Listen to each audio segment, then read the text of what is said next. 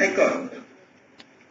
6వ భాగంలో 5వ అధ్యాయము 2:14 to 2:32 వరకు ఉండేటువంటి నిబంధనలు దేని గురించి పేర్కొంటున్నాయంటే రాష్ట్ర హైకోర్టు గురించి పేర్కొంటున్నాయి.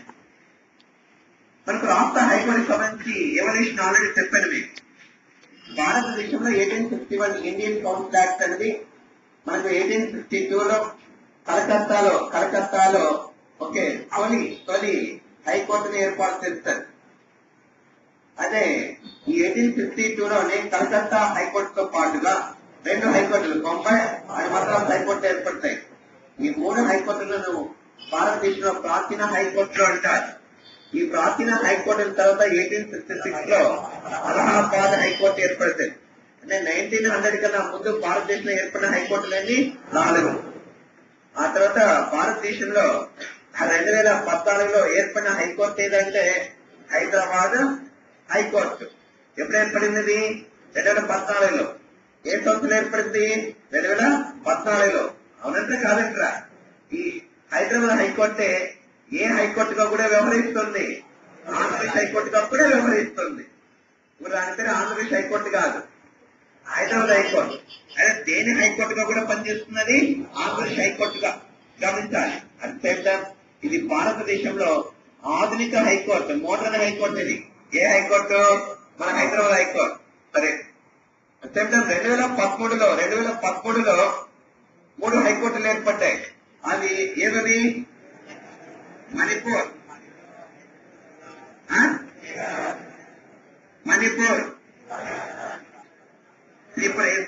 త్రిపుర, మేఘాలయ. ఎందుకంటే ఆ రాష్ట్రాలు వరుసక్రమం ఇవే. ఇదేమో 21, ఇదేమో 20, ఇదేమో 19. ఇవి 3 కూడా 1972లో ఏర్పడ్డాయి. మణిపూర్, త్రిపుర, మేఘాలయ గుర్తుపెట్టుకోవాలంట. ఈ 3ంటికి 2013లో హైకోర్టు ఏర్పడింది. ఎందుకనే 3 రాష్ట్రాలు ఏర్పడింది ఒకే సంవత్సరంలోనే. అవునంట కాదంటారా? కాబట్టి దీన్ని దాన్ని అనుసంధానించుకోవాలి సబ్జెక్ట్ లో. అప్పుడు బాగా గుర్తుంటుంది. ఇంటాన్ని ప్రశ్నలు అడుగుతారు. సరే, ఒక తెలుగు ఆవిడ ఈ 3 హైకోర్టుల్లో ఒక హైకోర్టుకు ప్రధాన న్యాయమూర్తిగా పనిచేస్తుంది. ఎవరు ఆమె? మీనా కుమారి. ఏ హైకోర్టుకి? మేఘాలయ హైకోర్టుకి. గమనించాలి. రైట్. నెక్స్ట్, ఇది ప్రధానంగా మనకు వాటికి సంబంధించి ఎవల్యూషన్ సంబంధించి మనకు ప్రతి రాష్ట్రానికి 214 ఆర్టికల్ ప్రకారం ఒక హైకోర్టు ఉంటుంది. ప్రతి రాష్ట్రానికి ఒక హైకోర్టు ఉంటుంది. అయితే భారతదేశంలో 2 లేదా అంతకన్నా ఎక్కువ రాష్ట్రాలకు ఒక హైకోర్టును ఏర్పాటు చేసే అధికారం ఎవరికి ఉంటుందంటే ఎవరికి ఉంటుంది? పార్లమెంట్. అలా మనకు భారతదేశంలో పంజాబ్ ఉంది, హర్యానాకు, ఈ 2టికి ఉమ్మడిగా ఎక్కడ హైకోర్టును ఏర్పాటు చేశారు? చండీగఢ్. ఈ హైకోర్టు పేరేమి? పంజాబ్ అండ్ హర్యానా హైకోర్టు పేరు. ఎక్కడ, ఏ నగరంలో ఉంది? చండీగఢ్ లో ఉన్నంత మాత్రం చండీగఢ్ హైకోర్టు కాదు. గమనించాలి. రైట్. మనకి ఈశాన్య రాష్ట్రాలు ఉన్నాయి. ఈశాన్య రాష్ట్రాలు ఎన్ని ఉన్నాయి? మొత్తం 8 ఉన్నాయి. 8. ప్రారంభంలో ఎన్ని ఉన్నాయి? 7 ఉన్నాయి. 7. ఆ ప్రారంభంలో 7 ఈశాన్య రాష్ట్రాలు చూద్దాం. ప్రారంభంలో ఈశాన్య రాష్ట్రాలు 7 చూద్దాం. ఒకటి అస్సాం, ఆంధ్రప్రదేశ్, ఆంధ్ర, మేఘాలయ, మిజోరాం, మణిపూర్, నాగాలాండ్, త్రిపుర. 7. 94లో వచ్చి చేరింది అది సిక్కిం. దానికి సపరేట్ గ్యాంగ్లో హైకోర్టు పక్కన పెడతామని. అదే 7 ఈశాన్య రాష్ట్రాలకు అస్సాంలో గాయత్రిలో ఒక హైకోర్టు ఉండేది. గౌహతిలో. ఆ గౌహతి హైకోర్టు అతిపెద్ద హైకోర్టుగా భావించేవారు. ఎక్కువ రాష్ట్రాలకు 7 రాష్ట్రాలకు హైకోర్టుగా భావించేవాళ్ళు. అయితే 2013లో ఏం చేశారు? 3 రాష్ట్రాలకు సపరేట్ హైకోర్టు ఏర్పాటు చేస్తుంటారు. అదేది? 1 మేఘాలయ, మణిపూర్ అండ్ త్రిపుర. మరి అవి పోతే 3 పోతే అప్పుడు మిగిలినవేమి? Arunachal Pradesh and Assam and Mizoram and Nagaland. కాబట్టి ఇక్కడ Assam and Mizoram and Nagaland and Arunachal Pradesh. ఈ 4 రాష్ట్రాలకు హైకోర్టు ఎక్కడుంది? గౌహతిలో. ఆ గౌహతి హైకోర్టు ఒరిజినల్ ఎవరిది? అస్సాంది. అంటే అట్లాంటప్పుడు ఎన్ని రాష్ట్రాలకు హైకోర్టు లేవు? ఇక్కడ 3 రాష్ట్రాలు. ఇక్కడ పంజాబ్ హర్యానాకు ఒక హైకోర్టు ఉందంటే ఎన్ని రాష్ట్రాలకు లేదు? ఒక రాష్ట్రానికి లేదని అర్థం చేసుకోవాలి. అనంతే కాదంటారా? నెక్స్ట్ గోవా ఉంది. గోవా, ఈ గోవా రాష్ట్ర హైకోర్టును బొంబాయి హైకోర్టు పరిధిలో తెచ్చారు. బొంబాయి హైకోర్టు పరిధిలోని ఈ బొంబాయి హైకోర్టు ఏ రాష్ట్ర హైకోర్టు? మహారాష్ట్ర. ఏ నగరంలో ఉంది? ముంబైలో ఉంది. ముంబైలో ఉండే హైకోర్టు పేరేమి? ముంబై హైకోర్టు. అలా పేరు మార్చారా హైకోర్టుకి? నగరానికి పేరు మార్చారా? ఇప్పుడు మార్చారు.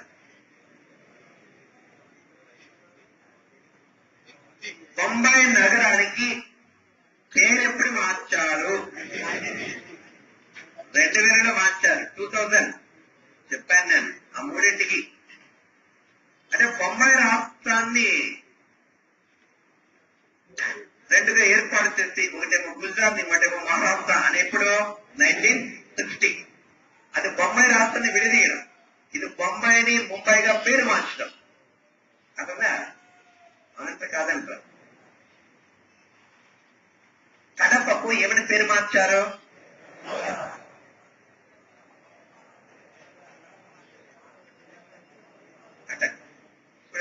మీరు ఎప్పుడే నోట్తోనే సమాధానం చెప్తారు, కులతో ఆలోచించని చెప్పినా నేను. కుక్కతో ఎప్పుడు మార్చారు.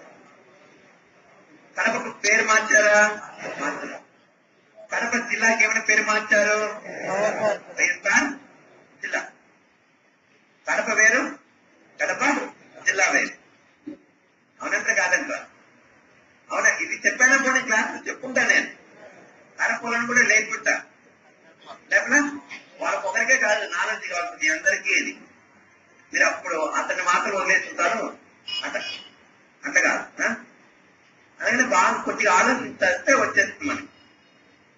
వాడు ఏమడుగుతున్నాడు కూడా దృష్టి పెట్టాలి. ఇష్యూ, వాడి ఇష్యూ ఏంటి చూసుకోవాలి. దాన్ని పట్టుకోవట్లేదు మీరు. అసలు ఆ నరువు పట్టుకోకపోతే వేస్ట్ ఇంకా కాంపిటేటివ్ ఎగ్జామ్స్ లో. అవునయ్యా, ఫస్ట్ నుంచి తీరుగా గమనించకుండా ఏదంటే అది సమస్య చెప్తే అవుతుందా? దానివల్ల ప్రయోజనం ఏంటి? పోనీ ఒక మార్కు మీద మనకు సర్వీస్ రాదు. మరి ప్రతి మార్కు ఇంపార్టెంట్.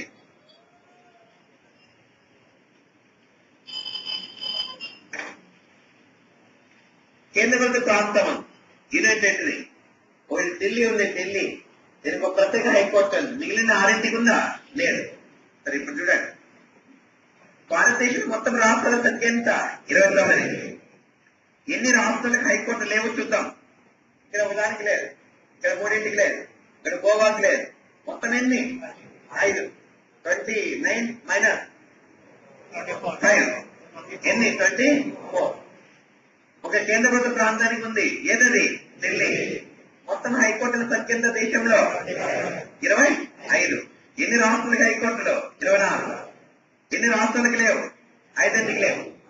ఎన్ని కేంద్రపాలిత ప్రాంతాలకు ఉన్నాయి? 1. దేశంలో మొత్తం హైకోర్టుల సంఖ్య ఎంత? 25. ఆధునిక హైదరాబాద్ హైకోర్టు. ఓల్డ్ ఏది? కలకత్తా. కలకత్తా. కాబట్టి ఎప్పుడు ఏర్పడింది అది?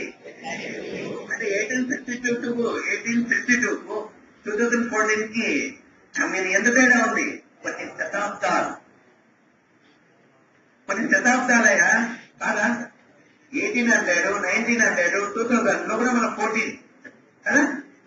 2 శతాబ్దాలు దాదాపు డిస్టెన్స్. అవునంటే కాదంట. గమనించాలి. అనగానేమో అది ప్రాచీన, ఇదేమో ఆధునిక మాట. రైట్.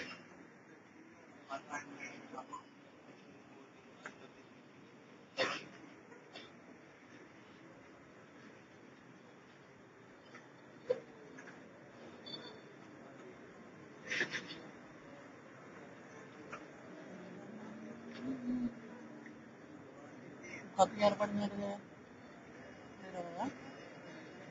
అంతమంది ఉన్నదా? స్టేట్ ఉన్నప్పుడు ఉండింది, ఆంధ్రప్రదేశ్లోనే ఉండింది, డివైడ్ అయింది కదా. ఇలా తెలంగాణ వాళ్ళకి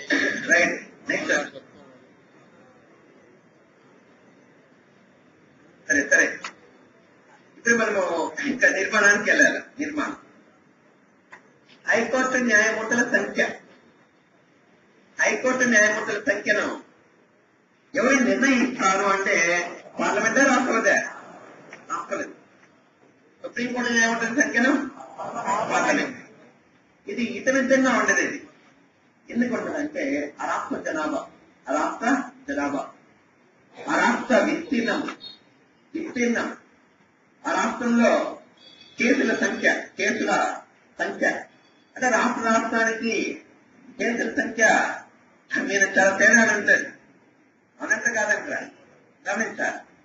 కాబట్టి రాష్ట్ర జనాభా విస్తీర్ణము కేసుల సంఖ్యను బట్టి హైకోర్టు న్యాయమూర్తుల సంఖ్య ఆధారపడుతుంది.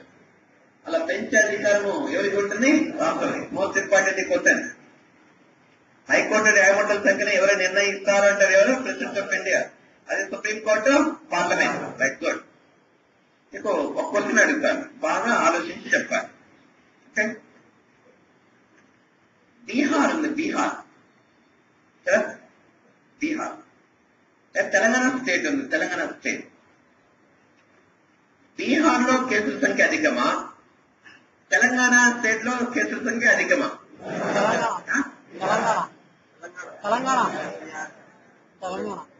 కేసుల సంఖ్య బీహార్ లో అధికమా? తెలంగాణ స్టేట్ లో? తెలంగాణ బీహార్ లో ఎక్కడ అధికము? బీహార్. ఎందుకని? జనాభా ఎక్కువనా?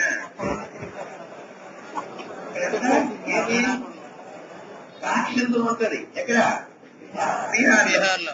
రాక్షసు అంటే తెలుసురా. ఇక చెప్పడానికిలే అలా కేసులు పెడతారు. ఎక్కడ ఫ్యాక్షన్ కొట్టే చెయ్యి నరుకుని పోయేవాడికి, తలకాయలు కొనుక్కొని జోలు పెట్టుకొని పోయేవాడికి ఏమైనా కేసులు పెడతారు? వాళ్ళ మీద పెడతారా? పెట్టరు. గమనించారా? కాబట్టి అక్కడ కేసుల సంఖ్య ఉండదు, ఎక్కువ ఉండదు. ఎక్కడైతే ఆటవిక రాజ్యం ఉంటుందో, ఎక్కడైతే ప్రజాస్వామ్యం ఉండదో, ఎక్కడైతే ఇంకా దౌర్బాజీ పరిపాలన ఉంటుందో అలాంటి చోట కేసుల సంఖ్య చాలా అల్పంగా ఉంటది. అవునంటే కాదంట. ఇప్పుడు చిత్తూరు జిల్లా ఉంది, అనంతపురం జిల్లా ఉంది. కేసుల సంఖ్య అధికం ఎక్కడ ఉంటుంది? చిత్తూరులో. ఎందుకంటే బిందులు గొడవ అయినా కూడా కోర్టు. ఇక్కడ చేతులు నరికేసినా, కాలు నరికేసినా కూడా నీకు చేత అయితే ఇంకో కాలు పట్టుకుని రాము అంటారు. ఈ ప్రపంచంలో లేనటువంటి అనంతపూర్లో ఉంటుంది. అనంతపూర్లో ఏంటంటే పంటలు నరికేస్తారా బాబు. మన తినే తోటలు నరికేస్తారు. 4 ఎకరాలు 5 ఎకరాలు. నేను ఇట్లాంటి కల్చర్ ఎక్కడ చూడలేదు, ఎస్పెషల్లీ ఇన్ అనంతపురం. ఎందుకంటే అక్కడ ఫ్యాక్షన్స్ అధికం.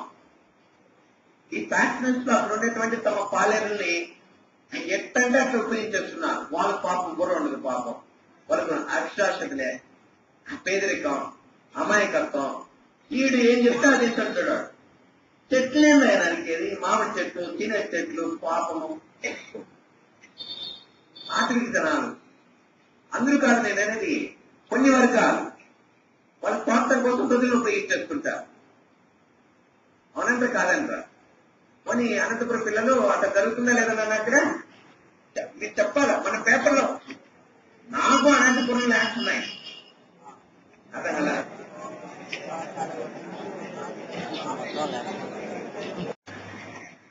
కాబట్టి అలాంటి ఇప్పుడు బీహార్ లో కేసుల సంఖ్య అసలు ఉండదు. అసలు ఉండదంటే తక్కువగా ఉంటుంది. కానీ తెలంగాణ స్టేట్ ప్రజాస్వామికమైనదని ఇక్కడ కేసుల సంఖ్య అధికమయ్యాయి ఇక్కడ. కాదు, అవునంటే కాదంటారా? ఒక మొన్న కేసీఆర్ కూతురు కవిత ఏదో ఒక దాని మీద వ్యాఖ్యానం చేస్తే దాని మీద ఎవరు కేసు పెట్టారు? నిన్న పేపర్లో వచ్చింది ఈరోజు చూడు. అవునంటే కాదంటారా? దానికి కేసులు అంటారు. ఈ చంద్రబాబు నాయుడు అంటున్నాడు మనకి కేసీఆర్. మాట్లాడితే కోర్టు అంటావు, కేసులు అంటావు, ఏనా నీ పదవి అన్నాడు మనది. అంటే నువ్వు ప్రజాస్వామికి మీరు మాట్లాడితే కోర్టుకు వెళ్తాం, ఆటకెళ్తాం అంటుంటారు జనాలు మనకి. అవునంటే కాదంటారా? మీకు అదేనా? అదే అక్కడ ఉండదు. ఎక్కడ? బీహార్ గమనించాలి. కాబట్టి అది కేసుల సంఖ్య అంటే గమనించాలి. మనం అనుకుంటాం ఎక్కడైతే గొడవలు ఉంటాయో అరాజకం ఉంటే అక్కడ కేసుల సంఖ్య ఎక్కువ అనుకుంటాం. నో, ఉండవు అక్కడ అసలు కేసులు. విస్తీర్ణం, రాష్ట్ర విస్తీర్ణం, ఎక్కడైతే విస్తీర్ణం అధికంగా ఉంటుందో అక్కడ కూడా ఆ కేసుల సంఖ్య ఎట్లా అనేది అప్పుడు నిర్ణయిస్తుంటారు. అక్కడ ప్రధానంగా అధికం ఉంటుందా తక్కువ ఉంటుందా అంటే విస్తీర్ణం అధికంగా ఉంటే ఆల్మోస్ట్ జనాభా ఎక్కువ ఉండొచ్చు, దూర ప్రాంతాలు కావచ్చు, అప్పుడు కోర్టులు కూడా ఎక్కువ ఏర్పాటు కావచ్చు, కోర్టు అంటే జడ్జెస్ ఎక్కువ కావచ్చు అట్టాని. కాబట్టి జనాభా, కాబట్టి ఈ విధంగా రాష్ట్ర హైకోర్టుల సంఖ్య అనేది ఈ 3 అంశాలు బట్టి ఆధారపడుతుంది పరిస్థితులకు అనుగుణంగా. మనకి ఆంధ్రప్రదేశ్ హైకోర్టు ఉమ్మడిగా ఉండే ఆంధ్రప్రదేశ్ హైకోర్టు ఇది 1954 లో ఏర్పడింది. గుర్తుపెట్టుకోవాలి, ఎప్పుడు ఏర్పడింది? 1954. ఆంధ్ర రాష్ట్ర హైకోర్టు ఆంధ్రప్రదేశ్ హైకోర్టుగా ఎప్పుడు రూపాంతరం చెందింది అంటే 1956 నవంబర్ 6. రూపాంతరం చెందేది వేరు, హైకోర్టు ఏర్పాటు వేరు. ఆంధ్రప్రదేశ్ హైకోర్టు ఎప్పుడు ఏర్పడింది? 1954. ఓకే, అది ఇక్కడ కొనసాగుతుందంటారా కొనసాగలేదంటారా? కొనసాగుతూనే ఉంది, గమనించాలి. కాబట్టి దీన్ని ఈ ఆంధ్రప్రదేశ్ హైకోర్టు ప్రారంభంలో ఎంతమంది జడ్జెస్ ఉన్నారంటే 11+1. ఎంతమంది ఉన్నారు? 12. ప్రజెంట్ ఎంతమంది ఉన్నారంటే 38+1. ఎంతమంది ఉన్నారు? 39. అది తెలంగాణ ఆంధ్రప్రదేశ్ 2 సపరేట్ హైకోర్టులు ఉండాలంటున్నారా వద్దా? ఇప్పుడు ఈ రోజు ట్రై చేస్తున్నారు lawyers. Joint action committee JAC Hyderabad high court విభజించేసండి, మాకు వీళ్ళతో సంబంధంగా వాళ్ళు అక్కడ పంపించేసి ఇక్కడ మేము సపరేట్ అయ్యాం. అప్పుడు ఇక్కడ పదవులు వస్తాయి కదా. ఏం పదవులు వస్తాయి? జడ్జెస్ పదవులు రావా? మళ్ళీ మీకేనా అధికారాలు మాకు వద్దా అంటారు వాళ్ళు. ఎట్లా? స్టూడెంట్ హైకోర్టు న్యాయమూర్తిగా నియమించబడాలి అంటే ఇప్పుడు అర్హతలు తెలుసుకుంటున్నాం. అర్హతలు హైకోర్టు న్యాయమూర్తిగా అర్హతలు ఒకటి, భారతీయ పౌరసత్వం ఉండాలి. మన తెలంగాణ వాళ్ళంతా ఏ పౌరులు? భారతీయ పౌరులు. రైట్. 2, 10 సంవత్సరాలు హైకోర్టు న్యాయవాదిగా పనిచేస్తుండాలి. ఇప్పుడు లాయర్ అంటే లాయరే కదా పనిచేస్తున్నా, వీళ్ళు అంతా సీనియర్స్ కదా, వీళ్ళు గొడవ చేసే వాళ్ళంతా మాకు హైకోర్టు సపరేట్ అయిపోవాలనే వాళ్ళంతా సీనియర్స్ కదా వాళ్ళు. కాబట్టి అందరూ 10 సంవత్సరాల కన్నా ఎక్కువ కాలం పనిచేస్తుంటారు. 20 సంవత్సరాలు 30 సంవత్సరాలు కూడా పనిచేస్తున్న వాళ్ళు ఉంటారు అక్కడ. ఇదొకే లేకపోతే నేను 10 సంవత్సరాలు జిల్లా జడ్జిగా పనిచేస్తున్నారు. మీకు అదన్నా అలాంటప్పుడు ప్రధానంగా ఇక్కడ లాయర్ గా ఉండే ఆయన జడ్జిగా నియమించబడడానికి ఆస్కారం ఉందంటే లేదంటారా? దానికన్నా కాంపిటేటివ్ ఎగ్జామ్స్ ఉందా? ఏం లేదు. ఎందుకని ఇక్కడ నియామకం ఉంది. ఏమి ఎంట్రన్స్ పరీక్ష గ్రూప్ 2 వాళ్ళు 3 పేపర్లు రాయాలంట. GS 1, paper 2 1, paper 3 1. ఇట్లాంటివి ఏమి టెస్ట్లు అట్లాంటివి ఏమి లేవు ఇక్కడ. అర్హతలో నియామకం అంతే. మీకు అర్హత వేసుకో ఉంది, నియామకమా వేసుకో ఉంది. నాకు ఎవరు తెలుస్తున్నారు ఇక్కడ? మనకు వాళ్ళు తెలుస్తున్నారు అంతే. ఇప్పుడు ఎవరు తెలుస్తున్నారు? కాబట్టి ఇప్పుడు నియామకం హైకోర్టు ప్రధాన న్యాయమూర్తుల నియామకమే. ఇక్కడ ప్రధాన న్యాయమూర్తులు ఉంటారు, ఇతర న్యాయమూర్తులు ఉంటారు, వీళ్ళు regular judges of high court and regular judges of high court అంటారు. 2, additional judges of high court. Additional judges work load ఎక్కువైందనుకో, పనిభారం ఎక్కువైందనుకో, అప్పుడు అదనపు న్యాయమూర్తులు నియమించుకుంటారా లేదా? నియమించుకుంటారు. ఇప్పుడు మనకు పనిభారం ఎక్కువైందంటారా లేదంటారా? చేయించి అయితే మనం అంట అడిషనల్ ఎగ్జామ్స్ నియమించుకోవడానికి. ఎందుకని? ఈడే దరిద్రుడు డైరెక్టర్, ఈడే ఫ్యాకల్టీ, అది ఇది కర్మ. అదే నారాయణ శ్రీ చైతన్య అట్ట కాదు. మ్యాథ్స్ లెక్చర్ ఎవడిపోతాడో వాళ్ళకి తెలుసు. వచ్చినోడు చెప్తాడు పోవాలా. అది అందుకని ఇంత లేకపోతే నేను కానీ క్లాస్ రాలేదనుకో చాలా చక్కగా నిర్వహించేవాళ్ళు. ఇంకా ఇన్స్టిట్యూషన్ డైరెక్టర్ పాత్ర వేరు, లెక్చరర్ పాత్ర వేరు. ఇక్కడ పనిభారం లేకుండా అంతే. అవునా బాబు? నాకు 5-6 రోజుల నుంచి ఫీవర్ వస్తుందండి. దానికి లో ఫీవర్ అంటున్నా అంటారు. చాలా ఇవి ఫీవర్ వస్తే మనకేమవుతుంది అంతా ఇక్కడ ఇది వచ్చేస్తున్నా కాదా? ఇదంతా మార్నింగ్ అంతా ఇది వచ్చేస్తుంది. ఏం కాదు, ఒక 5-6 రోజుల నుంచి నాకు ఇక్కడంతా ఇదైపోయింది. బ్లడ్ వచ్చేస్తుంది బాగా. ఇంకా దాన్ని ఇంకా పౌడర్ అనుకొని వచ్చాను నేను. ఏం చేయలేము. ఇప్పుడు ఎట్లా తినడానికి లేదు, చేదుగా అనిపిస్తుంది ఫుడ్. అవునా బాబు? కానీ క్లాస్ మాత్రం బాగా చెప్పాలి. చెప్తున్నా నాకేమైనా జ్వరం వచ్చినట్టు క్లాస్ చెప్తున్నానా? క్లాస్ బాగానే ఉందా? బాగానే ఉంటుంది. నాకు ఈడ చూపిన జ్వరాన్ని అంతా ఇంట్లో చూపించుకుంటా. ఏం చేయాలి? చూసుకుంటానే రక్తం మూసుకొని పట్టుకోవడమ్మా నొప్పులైతే ఒళ్ళు నొప్పులు ఇంకేమంటారా నాయనా నాయనా అప్ప అప్ప అత్త అని అంటారా మనకు పెయిన్ వస్తే ఏమంటాము అమ్మ అని అంటాం కొంతమంది అప్ప అంటారు తగిలినప్పుడు అమ్మ అవుతారంటున్నారు ఉద్యోగం వచ్చిన తర్వాత పట్టణం వచ్చిందని అంటే అట్టని పిల్ల అది అదనపు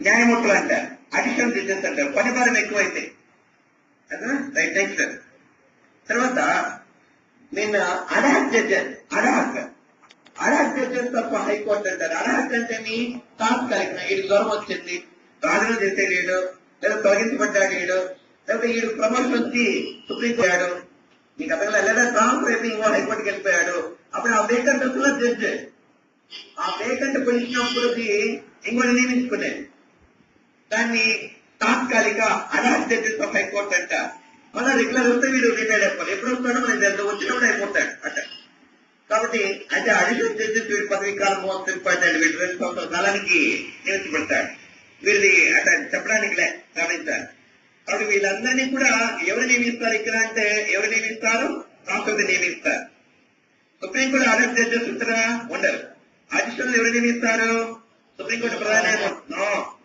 సుప్రీంకోర్టు ప్రధాన న్యాయమూర్తి సలహా మేరకు రాష్ట్రపతి పూర్వానుమతి మేరకు సలహా మేరకు రాష్ట్రపతి పూర్వానుమతి మేరకు సలహా లేదట రైట్ నెక్స్ట్ ఈ ముగ్గురిని కూడా ఎవరు నియమిస్తారంటే రాష్ట్రపతి నియమిస్తారు అదనపు న్యాయమూర్తుల పదవీ కాలం ఎంత 2 years వీళ్ళ పదవీ కాలము మళ్ళీ వచ్చిన తర్వాత 62 సంవత్సరాల వయసు 62 సంవత్సరాల వయసు వరకు వీళ్ళు పదవిలో కొనసాగుతారు ఎవరు రెగ్యులర్ అయితే ఇక్కడ చూడండి ప్రధాన న్యాయమూర్తిని నియమించేటప్పుడు హైకోర్టు ప్రధాన న్యాయమూర్తిని నియమించేటప్పుడు నియమించే అధికారం ఎవరికి ఉంది డైనస్టీలో ఓన్లీ అపాయింటెడ్ నియమించేటప్పుడు ప్రధానంగా ఎవరి సలహా సహకారం అనేది ఎవరిని సంప్రదిస్తారు అనేది తెలుసుకోవాలి కాబట్టి ప్రధాన న్యాయమూర్తిని నియమించేటప్పుడు రాష్ట్రపతి ఆ రాష్ట్ర గవర్నర్ను సుప్రీంకోర్టు ప్రధాన న్యాయమూర్తిని సంప్రదిస్తారు ఎవరి సలహా మేరకు ప్రధాని మరియు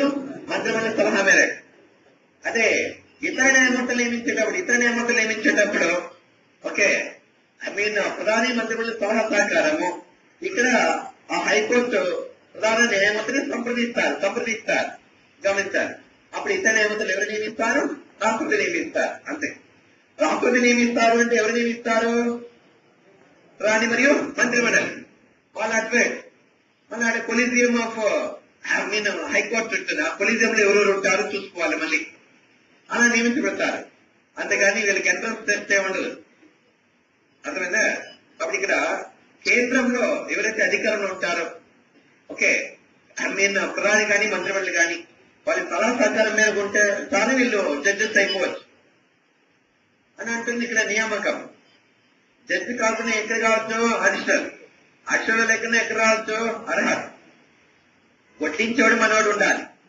ఏ పంతులైనా కూర్చున్నా పర్వాలేదు మనకు కావాల్సినవన్నీ వచ్చేస్తాయి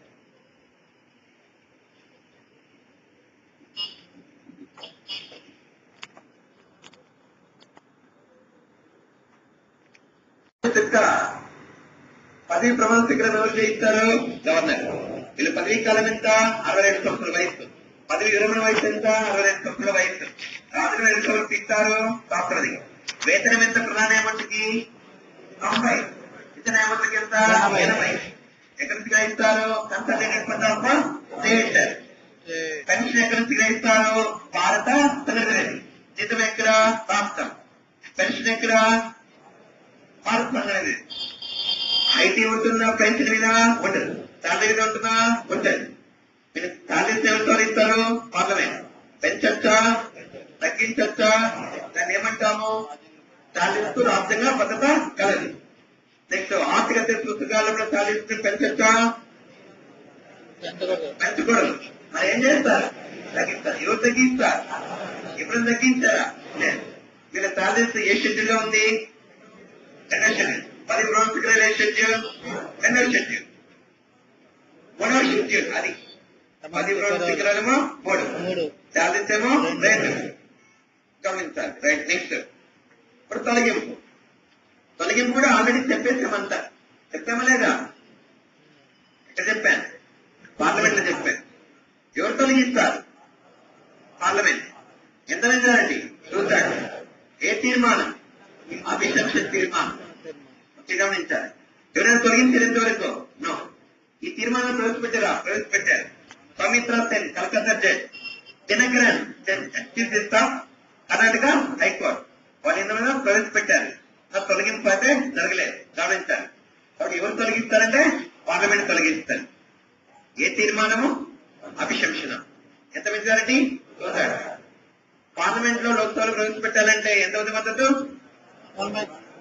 లోక్సభలో ప్రవేశపెట్టాలంటే ఎంతమంది మద్దతు ఉండాలి? అంతే. రాజ్యసభలో 50 యాజ్ కాకుకు అంతే, చీఫ్ జస్టిస్ అంతే, సుప్రీంకోర్టు ప్రధాన ఇతర న్యాయమూర్తులకు అంతే. అనంత కాదంటారా? సుప్రీంకోర్టులో చెప్పే అన్ని అప్లై చేసుకోవడం మన వాళ్ళకి. అదే కదా, ఆ అప్లై చేసుకునే విధానం మనకు తెలుస్తుంటే ఈజీ. అక్కడ కానీ మనము ఫెయిల్ అయితే కష్టం. ప్రతి చోట మార్పు పోతుంది. ఒక చోట క్లియర్ గా ఉన్నామనుకో ప్రతి చోట మార్పు వస్తుంది. అంత ఈజీ, అంత కన్ఫ్యూషన్. ఇది చాలా ఈజీ ఉంటుంది, చాలా కన్ఫ్యూషన్ ఉంటుంది. అర్థమైందా? అవునయా? సరే. నెక్స్ట్, పదవి విరమణ తర్వాత హైకోర్టు ప్రధాన ఇతర న్యాయమూర్తులు ఇతర హైకోర్టులో పనిచేయచ్చు. ఎంత న్యాయవాద వృత్తిని అవలంబించవచ్చు. కానీ వాళ్ళు పనిచేసిన హైకోర్టు న్యాయవాద వృత్తిని అవలంబించవచ్చా? చేయకూడదు. సుప్రీంకోర్టు న్యాయవాద వృత్తిని అవలంబించవచ్చా? చేయవచ్చు. తాము పనిచేసిన హైకోర్టులో న్యాయవాద వృత్తిని అవలంబించకూడదు. సరే. ఇతర ప్రభుత్వ ఉద్యోగాలు ఉండొచ్చా? ఉండవచ్చు. కేంద్రంలో మంత్రులుగా, రాష్ట్రాల్లో మంత్రులుగా, విదేశాలకు రాయబారులుగా, విచారణ కమిటీలకు అధ్యక్షులుగా, యూనివర్సిటీలకు వీసీలుగా, రాష్ట్రాల గవర్నర్లుగా కూడా నియమించబడుతున్నారు. ఇతర ప్రభుత్వ ఉద్యోగాలు ఉండవచ్చా? వీళ్ళంటే ఉండవచ్చు. సరే. హైకోర్టు న్యాయమూర్తుల బదిలీ. హైకోర్టు న్యాయమూర్తుల బదిలీ అది 222 ఆర్టికల్ చెప్తారు. 222 ఆర్టికల్. హైకోర్టు న్యాయమూర్తుల బదిలీ 222. ఓకే. ఎవరు చేస్తారంటే రాష్ట్రపతి చేస్తారు. ఎవరిని సంప్రదించి? సుప్రీంకోర్టు ప్రధాన న్యాయమూర్తిని సంప్రదించి. దాని న్యాయ సమీక్ష అధికారం పనిచేస్తా చేయదు. హైకోర్టు న్యాయమూర్తుల బదిలీ మీద న్యాయ సమీక్ష అధికారం ఉండదు. గమనించాలి. రైట్. Next, high court bench. ఒక రాష్ట్రంలో హైకోర్టు బెంచ్ ని ఒక ప్రాంతంలో ఏర్పాటు చేసే అధికారం ఎవరికి ఉంటుంది? పార్లమెంట్ ఉంటుంది. ఆంధ్రాకు 1954లో గుంటూరులో ఒక హైకోర్టు ఏర్పాటు చేశారు.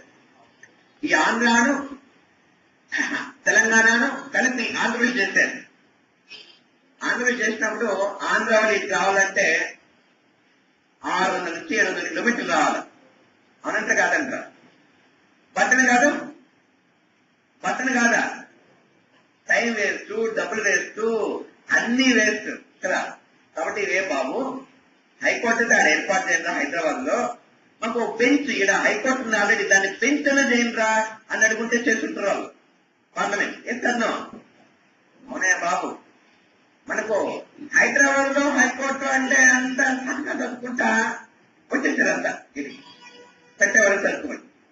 ఇవన్నీ Andhra Pradesh separate, Telangana state separate. మళ్ళా హైకోర్టు ఏర్పాటు చేసుకోవాలి. ఏం చేయాలా? జాగా చూసుకోవాలి. ఫస్ట్ డబ్బులు ఇచ్చుకొనుకోవాలా, ఇటుకల కోసం ఇటుక పట్టి చేసుకోవాలా, మన్ను తెచ్చుకోవాలా, ఇటుక కొనుక్కోవాలా, కాఫీ మేస్తే రమ్మనాలా, సిమెంట్ ధరలు పెరిగిపోతున్నాయి, పుస్తకాలు తెచ్చుకోవాలి, మళ్ళీ జడ్జెస్ చూసుకోవాలా కదా. చాలా తదంగాలు. అవునంట కాదంటారా? దాన్ని పూర్వపు ఆలోచన అంటారు. ముందే ఆ తెలివితేటలే వాళ్ళకి. అనే బాబు మీరు అనుకుంటుంటారు తెల్లే స్మార్ట్ వేరు, ఓట్ స్మార్ట్ వేరు. ఆ ఓట్ స్మార్ట్ ఉండకూడదు ఎప్పుడు. మళ్ళీ అడుగుతాను రీసెంట్ గా, నాకు బెంచ్ చేయండి. ఏం చేశారు బెంచ్? ఇప్పుడు బెంచ్ కోసం ఎవరు డిమాండ్ చేయాలి? ఆంధ్రప్రదేశ్ లో ఎవరు చేయాలా? రాయలసీమలో చేసుకోవాలి. రాయలసీమ కర్నూలు ఏడుంటే ఆడాడనే ఉంటుంది. ఏడా రాజధాని హైకోర్టు 7 నుంచి అడిగి వెళ్ళాలి. కర్నూలు అంటే గోల్ తీసుకోవాలంట, ఎంత తీసుకోవాలా? ప్రత్యేక కళ ఎడబోతుంటూ గుర్తు పోతే 2.5 రోజు పోతుంది కదా. 6,000 గోల్డ్ నొప్పులు వస్తే హాస్పిటల్ జాయిన్ అవ్వాలా, 62,000 ఖర్చు పెట్టుకోవాలా. మన హైకోర్టు పోయేసరికి మళ్ళా యాడలో కనుక్కోవాలి, ట్రాన్స్లేట్ చేసుకోవాలి. హైకోర్టు యాడుంది మనం నేరుగా హైదరాబాద్ హైకోర్టు మన దేశం నేరుగా వెళ్ళిపోతాం. అది అడిగిపోతూ ఈ ఆటోడు ఆడి తీసుకుంటాడు, ఆటోడు ఈడు తీసుకుంటాడు. కష్టం పాపం. వీళ్ళేమో అడుగుతున్నారు అనేది నాకు తెలుసు. అవునంట కాదంట. కొన్ని హైకోర్టు ఇక్కడ ఏర్పాటు చేశారనుకో రాష్ట్రంలో, ఆవిడ బెంచ్ ఎవరు కదా ఆంధ్ర, అది నేనే వాళ్ళకి ఎవరైనా ఒకటే మనకు, వాళ్ళు వీళ్ళు కాదు, ఇద్దరు ఒకటే మనకి కదా. కాబట్టి ఇద్దరు 4 కాలాల పాటు ఉంటే బాగుంటుంది అనేది నా ఆలోచన, అంతేం లేదు. మళ్ళా యాడ్ ఇడిపేసి వస్తారో అని. ఆ ఇడిపోయేదన్నా ఇప్పుడే ఇడిపోతే బాగుంటుంది కదా కదా, గమనించాలి. రాయలసీమలో ఎవడెవడు మళ్ళా లేస్తాడు.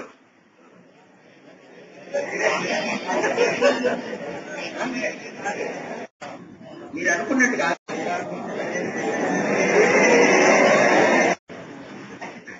బ్రేక్ టైం అయిందా? ఏం కాలేదు. నా దగ్గర వాచ్లా,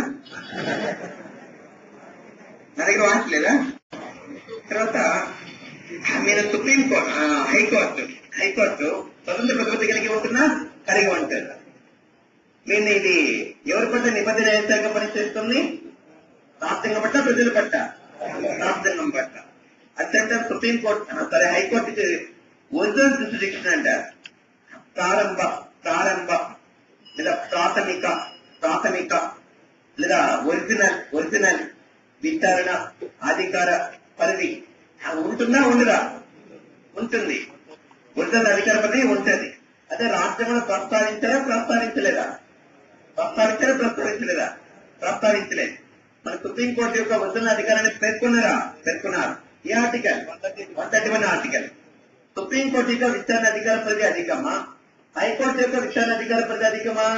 హైకోర్టు యొక్క. మనం ఆల్రెడీ డిస్కస్ చేస్తాం. సరే, 220 నుంచి 226 వరకు గల నిబంధనలు రాష్ట్రంలో వ్యక్తులు సంస్థల హక్కులను సంరక్షించడానికి వివిధ రీతులను దారి చేస్తాయి. సేమ్ టైం సంస్థలు వ్యక్తుల యొక్క హక్కులను సంరక్షించేందుకు ఇంజంక్షన్ ఆర్డర్, నిలుపుదల ఉత్తర్వులు కూడా జారీ చేస్తాయి. ఇవి ఇంజంక్షన్ ఆర్డర్స్ అంటారు, గమనించాలి. సేమ్ టైం వివాహము, విడాకులు, వ్యవహారాలు, ఒప్పందాలు, ₹1,00,000 లోబడిన ఆస్తికి సంబంధించిన వివాదాల మీద హైకోర్టు తీర్పులు అత్యున్నతమైనది. వాటి మీద సుప్రీంకోర్టుకు అప్పీలు వెళ్ళాలనుకున్నా లేదు. హైకోర్టు ఏ జిల్లాలో ఉంటుందో ఆ జిల్లాలో 20,000కు పైన కేసులలో అది జిల్లా న్యాయస్థానంగా పనిచేస్తుంది. ఫర్ ఎగ్జాంపుల్, తెలంగాణ స్టేట్ ఏ జిల్లాలో ఉంది? హైదరాబాద్ జిల్లా. కాబట్టి హైదరాబాద్ జిల్లాలో ప్రధానంగా 20,000కు పైన కేసులు అయిపోయాయనుకో, ఆ పైన ఈ హైదరాబాద్ హైకోర్టు అనేది ఎలా వ్యవహరిస్తుంది? జిల్లా హైకోర్టుగా. గమనించాలి. ఆటోమేటిక్ గా మారిపోతుంది అది అక్కడ. అది సేమ్ టైం నెక్స్ట్ అప్పీల విచారణ అధికార పరిధి అంటే రాష్ట్రంలో ప్రమాణ కేసులు, సివిల్ కేసులు, క్రిమినల్ కేసుల మీద, అన్ని అంశాల మీద జిల్లా మీద న్యాయస్థానాలు ఇస్తాయి కదా, ఆ తీర్పులను హైకోర్టుకు అప్పీల్ చేసుకోవచ్చు అంటే చేసుకోవచ్చు. హైకోర్టు కోర్ట్ ఆఫ్ రికార్డ్ గా వ్యవహరిస్తుంది. కాబట్టి కోర్ట్ ఆఫ్ రికార్డ్ ఏమంటే మనము అనుకూల వికాలు అంటాం. పూర్వం ఇచ్చిన తీర్పులను క్రింది కోర్టులు అనుకరిస్తాయి కాబట్టి వాటి అనుకూల వికాల ప్రొసీడింగ్స్ అంటాం. కోర్ట్ ఆఫ్ రికార్డు ధిక్కరణ కోర్టు ధిక్కరణ నేరమా కాదా? కోర్టు ధిక్కరణగా పరిగణిస్తారు. దానికి శిక్ష ఎంత ఉంటుంది? 6 నెలల జైలు శిక్ష, ₹2,000 జరిమానా. 2 విధించవచ్చు, ఒకలానే విధించవచ్చు. హైకోర్టు అనేది ప్రధానంగా స్వతంత్ర ప్రతిపత్తి కలిగి ఉంటుందంటే కలిగి ఉంటుంది. ప్రాథమిక హక్కులు సంరక్షిస్తుంది.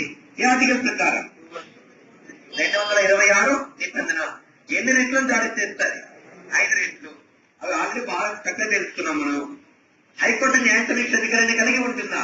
కలిగి ఉంటుంది. ఈ ఆర్టికల్ 13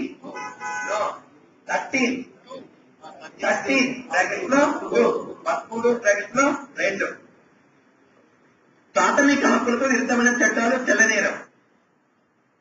రాష్ట్రం అమలులోనికి వచ్చిన తర్వాత పార్లమెంట్ దానికి విరుద్ధంగా రూపొందించే చట్టాలు చెల్లనేరం. చెల్లనేరం అని చెప్పేటువంటి అధికారమే న్యాయ సమీక్ష అధికారం. న్యాయ సమీక్ష అధికారం నుంచి 32 ఆర్టికల్ అనేది ప్రత్యక్షంగా పరోక్షంగా స్వప్న అస్వప్న ఏ కోర్టులకు ఉంటుంది? Supreme court, high court. చెప్పానా లేదా మనం? అది చెప్పాం. సరే హైకోర్టు ఎవరికి న్యాయ సలహాలు అందిస్తుంది? రాష్ట్రపతిగా, గవర్నర్ గా, ముఖ్యమంత్రిగా, కింది కోర్టులుగా. హైకోర్టు ఎవరికి న్యాయ సలహాలు ఇస్తుంది? రాష్ట్రపతి, గవర్నర్, ముఖ్యమంత్రి, క్రింది కోర్టులకి ఇస్తారు. అది సుప్రీంకోర్టు రాస్తుంది. ఆ ఫలాన్ని ఖచ్చితంగా పాటించాలా? పాటించవచ్చు, పాటించకపోవచ్చు. సరే, కానీ హైకోర్టు క్రింది కోర్టులు కన్నా న్యాయ సలహాలు ఇస్తే పాటించాలా? ఖచ్చితంగా పాటించాలి, ఖచ్చితంగా పాటించాలి. రైట్. రాష్ట్రంలో న్యాయవాద నియమ నిబంధనలు ఎవరు రూపొందిస్తారంటే హైకోర్టే రూపొందిస్తారు. గమనించాలి. మనకు 1954 లో ఆంధ్ర రాష్ట్ర హైకోర్టు ఏర్పడింది గుంటూరులో. ఆ ఆంధ్ర రాష్ట్ర హైకోర్టు ఏర్పడిన 1954 ఆంధ్రప్రదేశ్ హైకోర్టుగా వ్యవహరించింది. ఆంధ్రప్రదేశ్ హైకోర్టు నుండి మళ్ళీ దాని స్థానంలో ఏ హైకోర్టు ఏర్పడింది ప్రజెంట్ అంటే హైదరాబాద్ హైకోర్టు. ఈ హైదరాబాద్ హైకోర్టు 2014 ఏర్పడింది. ఇది భారతదేశంలో ఆధునిక హైకోర్టుగా పరిగణిస్తారు. అట్ ద సేమ్ టైం మన ఆంధ్రప్రదేశ్ ఉమ్మడిగా ఉండేటప్పుడు ఓకే మహిళా న్యాయమూర్తులు పనిచేస్తారంటే మహిళలు న్యాయమూర్తులు పనిచేస్తారంటే పనిచేస్తారు. అంటే ఆంధ్ర రాష్ట్రాలకు ఆంధ్రప్రదేశ్ కి తొలి ప్రధాన న్యాయమూర్తిగా ఎవరు పనిచేస్తారంటే కోక సుబ్బారావు. ఈయన పోలకనాథ్ కేసులో కూడా ఆయన ప్రధాన న్యాయమూర్తిగా పనిచేస్తారు. ఎవరు? మన తెలుగువాడే. గమనించాలి. 1985 నుంచి ఆ రాష్ట్రానికి సంబంధించిన వాడు ఆ రాష్ట్ర ప్రధాన న్యాయమూర్తిగా పనిచేయకూడదు అని పార్లమెంట్ చట్టం రూపొందించింది. అది జమ్మూ కాశ్మీర్ కి మినహాయింపు. ఒక రాష్ట్రానికి సంబంధించిన వాడు ఆ రాష్ట్ర ప్రధాన న్యాయమూర్తిగా పనిచేయకూడదు అని ఒక చట్టాన్ని రూపొందించింది 1984 లో పార్లమెంట్. కాబట్టి మన రాష్ట్రానికి సంబంధించిన వాడు మన రాష్ట్ర హైకోర్టు ప్రధాన న్యాయమూర్తిగా పనిచేస్తా నో. తెలంగాణ స్టేట్ వాడు ఆంధ్రప్రదేశ్ హైకోర్టుగా ప్రధాన ఆంధ్రప్రదేశ్ వాడు తెలంగాణ హైకోర్టు ప్రధాన న్యాయమూర్తి పనిచేస్తా చేయొచ్చు. ఇంతకుముందు పనిచేస్తా చేయకూడదు. నెక్స్ట్ ప్రధాన న్యాయమూర్తిగా ఆంధ్రప్రదేశ్ హైకోర్టులో పనిచేస్తున్న వాళ్ళు ఎవరైనా ఉన్నారా? ఎవరు లేరు. అంటే మహిళలు ఇతర న్యాయమూర్తులకు పనిచేస్తారా? పనిచేస్తారు. ఎంతమంది ఉన్నారు? ఇక్కడ నలుగురే, అక్కడ నలుగురే. అక్కడెక్కడ? సుప్రీంకోర్టు. ఇక్కడెక్కడ? ఏపీలో. ఏపీ హైకోర్టు ప్రెసిడెంట్ ఉందా? ఉంది. ఎక్కడ పోయింది? వినండి, ఫస్ట్ వినండి. ఆంధ్రప్రదేశ్ హైకోర్టు ప్రెసిడెంట్ ఉందా? ఉంది. ఓకే, అంటే ఆ కేంద్ర అంతర్భాగంగా ఉంది హైదరాబాద్ హైకోర్టులో. దాన్ని సపరేట్ గా ఏర్పాటు చేసుకోవాలి వాళ్ళు. అవునంటే కాదంటరా? ఈ ఆంధ్రప్రదేశ్ హైకోర్టులో మహిళలు ఎంతమంది పనిచేస్తున్న నలుగురు. మొదట ఆమె జస్టిస్ అమరేశ్వరి, ఆమె మధ్య చనిపోయింది అమరేశ్వరి. రెండో ఆమె నిన్న justice SP Maruti. Okay, next మూడో ఆమె జస్టిస్ మీనా కుమారి. ఈమె మేఘాలయ హైకోర్టుకి ప్రధాన న్యాయమూర్తిగా పనిచేస్తుంది. నెక్స్ట్ నాలుగు ఆమె జస్టిస్ రోహిణి. ఈమె ఢిల్లీ హైకోర్టుకి ప్రధాన న్యాయమూర్తిగా పనిచేస్తుంది. ఈ నలుగురు పనిచేస్తారు. ఎవరైనా సిట్టింగ్ ఉన్నారా జడ్జి? ఇప్పుడు లేడీ అంటే ఎవరు లేరు. గమనించాలి. అంటే భారతదేశంలో తొలిసారిగా మహిళా ధర్మాసనాన్ని ఏర్పాటు చేస్తారు. మహిళా ధర్మాసనాన్ని ఏ రాష్ట్రంలో అంటే ఆంధ్రప్రదేశ్ లో. ఎవరి అధ్యక్షతన అంటే మీనా కుమారి రోహిణి అధ్యక్షతన. ఎవరు ఏర్పాటు చేస్తారంటే అప్పుడు తాత్కాలిక హైకోర్టు ప్రధాన న్యాయమూర్తిగా పనిచేస్తున్న బిలాల్ నస్కి ఏర్పాటు చేశారు. కాబట్టి ఇది దేశంలోనే తొలి మహిళా ధర్మాసనం అని. Okay, correct. భారతదేశంలో తొలి హైకోర్టు మహిళా న్యాయమూర్తిగా ఎవరు పనిచేశారు? హైకోర్టు మహిళా న్యాయమూర్తిగా ఎవరు పనిచేశారంటే అన్నా శాంతి. గమనించాలి, అన్నా శాంతి. అట్ ది సేమ్ టైం భారతదేశంలో హైకోర్టులో తొలి మహిళా ప్రధాన న్యాయమూర్తిగా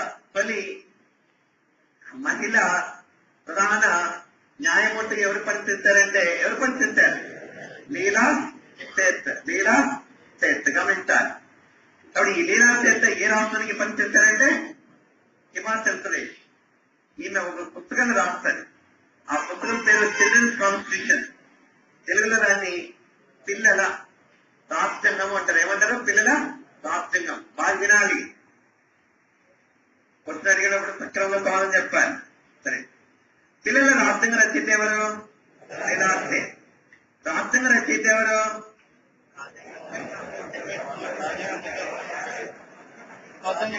రాజ్యాంగ రచయిత ఎవరయ్యా? రాజ్యాంగ పరిషత్. రాజ్యాంగ పరిషత్ లేనప్పుడు ఏది కరెక్ట్ అవుతుంది? అంబేద్కర్. అలా అంబేద్కర్ ఒకటే కదా అయితే రాజ్యాంగం రాసింది. ఎవరు రాశారు? రాజ్యాంగ పరిషత్. ఆ క్రెడిట్ ఎవరికి వచ్చింది? అంబేద్కర్. రాజ్యాంగ పరిషత్తులు అయినప్పుడు ఎవరు కరెక్ట్ అవుతారు?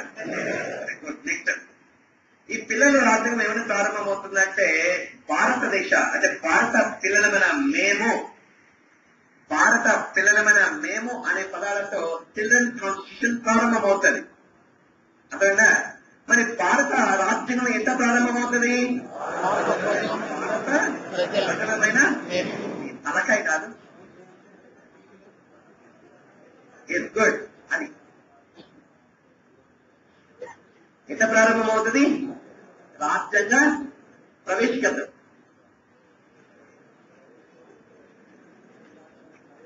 అందుకే బుర్ర పెట్టి ఆలోచించండి అంటుంటా నేను.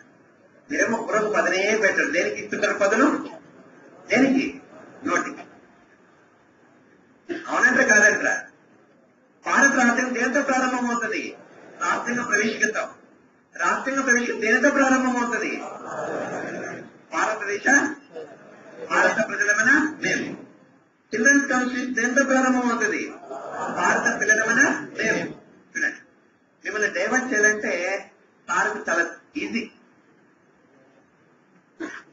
అవునే బాబు, అవునంటే కాదంటారా? అందుకే నేను మీకు చెప్తుంటా, నా క్లాస్ లో అట్లాంటి ప్రిన్సిపల్స్ గా నేర్చుకోలేదనుకో, ఆలోచించే విధానం మీకు ఇట్లాంటి బేసిక్స్ మీద అవగాహన ఇచ్చే వాళ్ళు ఇక్కడ నేర్చుకోవాలని, నాట్ ఓన్లీ క్వాలిటీ, ప్రతి సబ్జెక్ట్ కూడా ఆలోచించే విధానం అది. యాప్మెంట్ కొనాల్సిన మౌలిక లక్షణాలు అవి. అదే మీకు సర్వీస్ తెచ్చిస్తుందా? ఒక మార్క్ వినా చాలా వేదన కదా. మీకు 330 మార్క్స్ వచ్చాయి, సర్వీస్ వచ్చింది. మీ ఫ్రెండ్ కు 329 మార్క్స్ వచ్చాయి, సర్వీస్ రాదా? డిఫరెన్స్ ఎన్ని? ఒక మార్క్. ఈ ఒక్క మార్కు అనేది రాలేదు ఆ పిల్లోడికి. పోనీ ఒక క్లర్క్ పోస్ట్ తిని అంటారా? పోనీ అటెండ్ పోస్ట్ తిని అంటారా? అంటారా? అప్పుడు ఈ 29 మార్క్స్ వచ్చే 30 అనుకో, వాడి జీవిత కాలంలో ఇంకా కన్నీళ్లు లేకుండా అప్పుడే వచ్చేస్తాడు ఆయన. ఇది తెలిసిన తర్వాత అది దాన్ని ముందే గ్రహించి ప్రతి మార్కును మనం సేవ్ చేసుకుంటూ ప్రతి మార్కును మనము చేసుకుంటూ వెళ్ళాలి. అంతే కదా? ఇప్పుడు మీ చేతులు ఉన్నట్టా లేనంట మార్కులు అంట. అది ఎగ్జామ్ రాస్తూ ఉంటాయా? ఉండవు. కాబట్టి ఇప్పుడే వాటికి పదులు పెట్టాలి మరి. అది నేను చెప్పేది. ఓకే, అది మనకు హైకోర్టు. ఓకే, ఇక హైకోర్టు బెంచెస్ కూడా అది ఇచ్చారు. ఆ బెంచ్ కింద ఏం రాసుకోవాలా? లాస్ట్ 25 ఏం రాసుకోవాలి? హైదరాబాద్ హైకోర్టు రాసుకోండి. ఆ టేబుల్ కింద రాసుకోండి. లాస్ట్ లో 25